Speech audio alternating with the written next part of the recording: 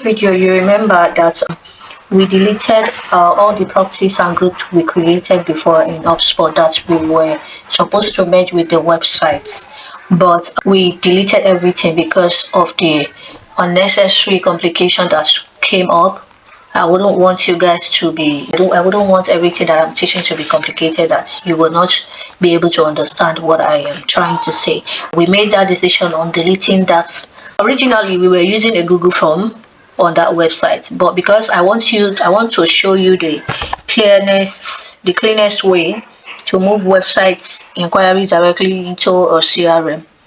That is why we are still switching to HubSpot form. Today we'll be building the actual form inside the HubSpot form. I'm going to recreate the same client intake question we already used on that Google form that was on our website before we deleted it, and everything else we need to understand inside this project. The important part now isn't just creating the form. It is understand that every question needed in a place inside the CRM is supposed to be where it's supposed to be, because when the client submits the form, that information becomes part of their contact record in HubSpot. The sales team can now review the information, qualify the opportunity, and eventually hand the deal over to the project manager. Let's begin. Now what you want to do immediately you log into your HubSpot is you come in here, you see the interface, right? Then you click on more interface. This is the new interface of HubSpot. You may not have this interface yet, but whatever it is that you have presently, just click on more, click on your marketing button and click on forms. So immediately you click on the form, this interface is going to pop up. After that, click on create form. After clicking on creating form, you will be seeing the templates that are already inside HubSpot. What we'll be needing now is the start from blank template. You click on the template, immediately you click it. This is going to pop up. Let me zoom out so you can see all the interface as well. This right here is the already built-in form, already built-in property inside the form that HubSpot has already built. If you remember in our last video, I told you guys that there are some things in HubSpot CRM form that you will not be able to add because it is already inbuilt in HubSpot. And I mentioned first name, last name, and email. So here it is for you to confirm. Right now, we're going to be adding the rest of the question that we'll be needing inside the form. You're going to click on this plus icon, hide.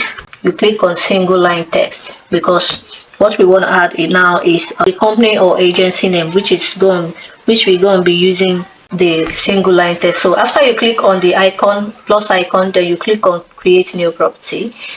Whenever you want to create any property, make sure you click on create new property, and make sure all this object is always on contact, depending on what form you're going to be creating though. But right now it's a form that we are creating, which is generating all our clients' contact from the website to the CRM. We're going to be using contacts. That is what we'll be using. Then the property label is definitely going to be company agency. This pop up because I've already entered it before, but because I want to show you guys.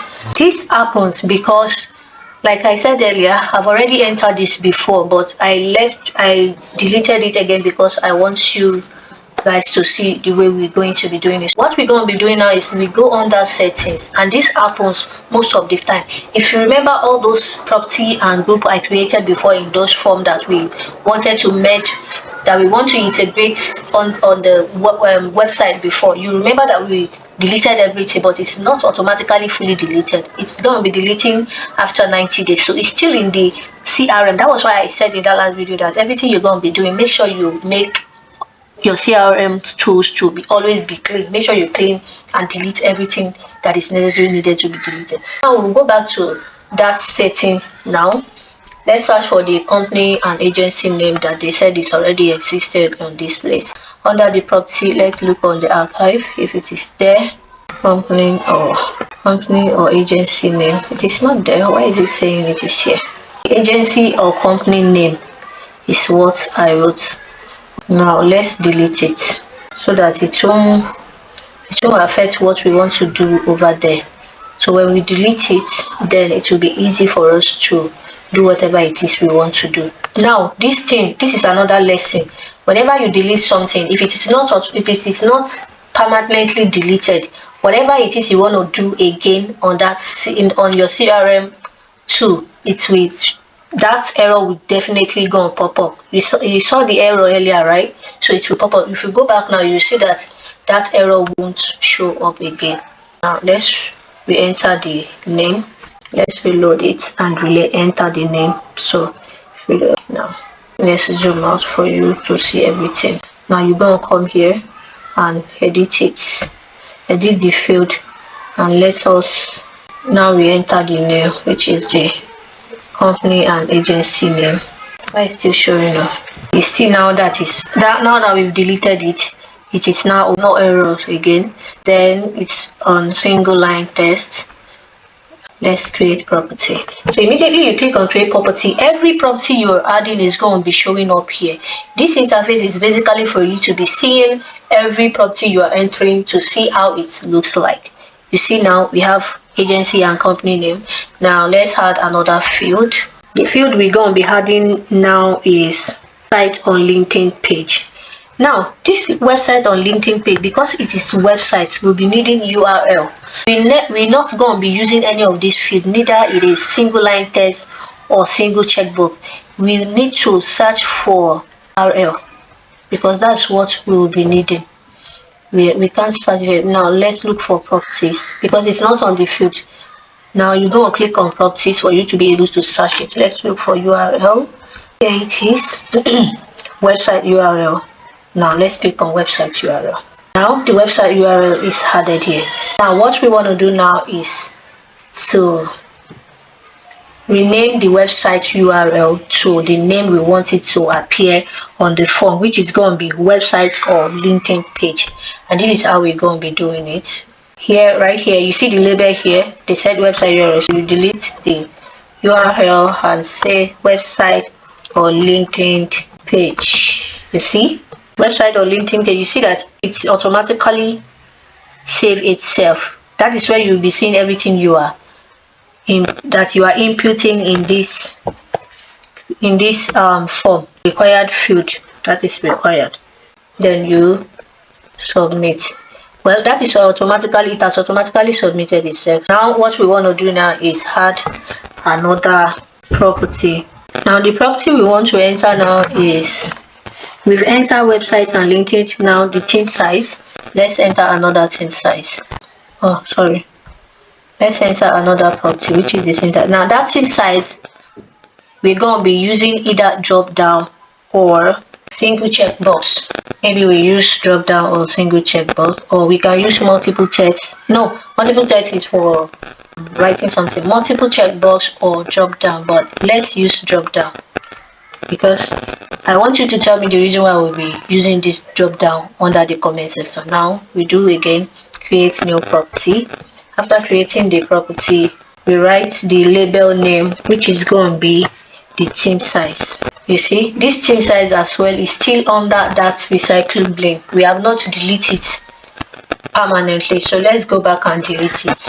Team size, you see it here, so delete permanently, delete permanently.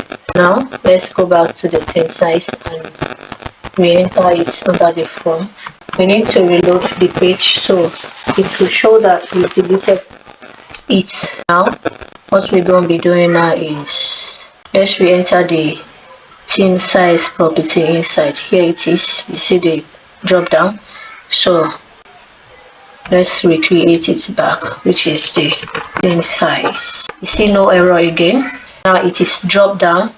Our first default is going to be, our first option is going to be just me. Second option is 2 to 5 team. Sorry, 2 to 5 team. Third option is going to be 6 to 10 team. Then another option 11 to 25 team. Another option 25 to 50, then 50 plus. Now I don't want this to delay our time because I don't want this video to be too long. This is how you're going to be doing it until you finish adding all the properties needed to be added on this form. Now you will see, now we have team size, websites or LinkedIn page, we have agent and company name, email, first name and last name. I'm going to be adding the rest. Then we'll now focus on how to integrate it inside the website or on the website. Guys, every properties needed in the form has been filled, and as you can see, it is showing right here. Everything needed in the form has been filled. This is how it's going to look like on the website when we use it for the lesson that we're going to do when we get to that stage. This is how it's going to look like, and immediately the client clicks submit form. This is what the form submitted message will look like, but I want to change this to something else, which is thanks for reaching out to ZenvraOps. Then this down here, we need to change it as well. I want to change it to, now we are good to go. After that, what you're going to do is to preview if this form is working perfectly well.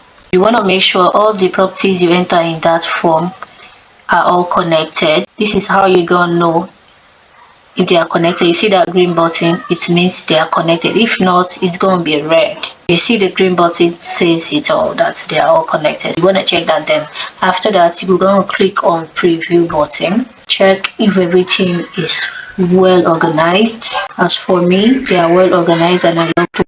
So immediately you do that, I want you to click on submit button. So immediately you click on submit, you see that message will change.